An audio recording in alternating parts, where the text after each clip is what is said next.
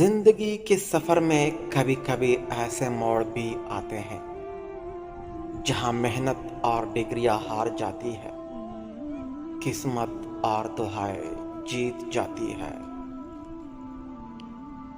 ایک کامیاب انسان ان پتھروں سے اپنی بنیاد بناتا ہے جو لوگوں نے اسے مارے ہوتے ہیں۔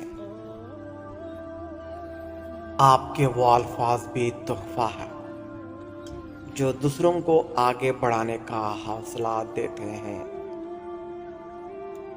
اخلاق وہ موتی ہے جس کی کوئی قیمت نہیں ہوتی، مگر اس سے ہر چیز خریدی جا سکتی ہے۔ قرآن پاک پتھر دلوں کو موم کرتا ہے، ٹوٹے دلوں کو جوڑتا ہے اور بیمار دل کی شفا ہے۔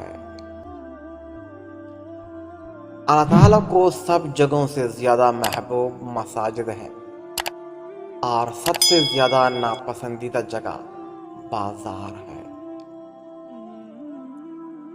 گناہگار شخص کی عاجزی عبادت گزار شخص کے غرور سے کہیں بہتر ہے۔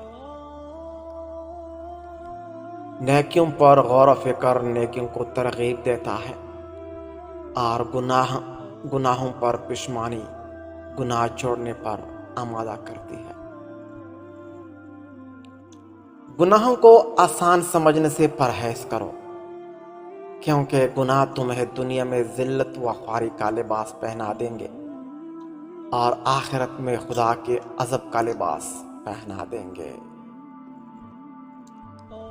کبھی کبھی زندگی ایسے ٹھوکر مارتی ہے کہ انسان سیدھا سجدے میں جا گرتا ہے۔ قرآن کی دوستی جو قبر کے اندھیروں سے لے کے پل صراط کی سختیوں تک آپ کا ساتھ نہیں چھوڑتی۔ جب بندہ نماز پڑھنے لگ جائے یہ سوچ کے کہ بغیر نماز کی کامیابی ممکن ہی نہیں، تب سے اس کی کامیابی کے دن شروع ہو جاتے ہیں۔